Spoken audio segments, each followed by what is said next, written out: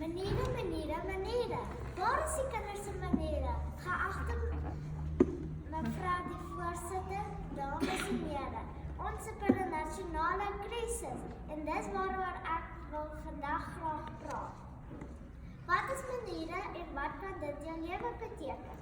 Meneere is hoe jy ander mense behandel en dis baie belangrik. As jy goed gemeneer is, sal mense jou respek gee en behandel.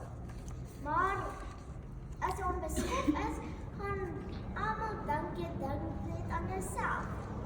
En weet jy van mense wat goed gemeneer is, wie wil nou in die geselskap wees wat iemand wat onbeskof is?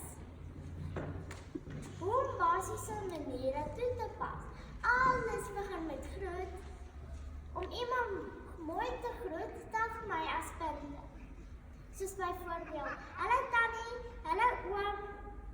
Net om mooi asseblief en dankie oom te sê, kan die berge versit. Jannie, sal jy asseblief my tas bring? Dit klink mos veel beter as om net te sê, Jannie, bring my tas. Glo my, as ek asseblief vir my sin gebruik, sal jy nooit my tas gebring het nie. My ma sê altyd, dis nie wat jy vra wat tel nie, dis hoe jy dit vra.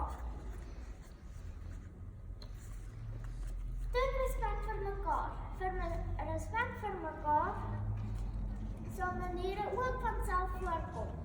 Soos, jammer dat ek per ongeluk op jou toon getrap het. En ekskuus dat ek in jou pad was. Ouers, maniere, begin ook by die huis met kinders. Al hoe meer, begin ons sien dat maniere nie meer voorkom by kinders nie. Omdat ouers nie meer omgee nie, woorde soos jy en jou vir papa en mamma is mos mode vandag. Maar as ons nie meer vir ons ouers meer respek het nie, gaan ons nie meer maniere toon teenoor ander nie. Ai julle, daar word jy groot word. Dis waar die maniere moet geleer word.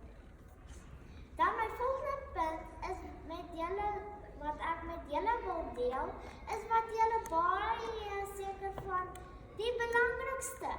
Tafelmaniere. Jo, mense, ons is mos nie varkies nie. Dan wil ek afsluit om die volgende te sê. Dankie mevrou die voorsitter, dat ek vandag die geleentheid gehad het, dat almal na my kon luister. En ek hoop dat almal my standpunt kon insien, oor hoe maniere vir ons almal 'n verskil kan maak. Ek dank u.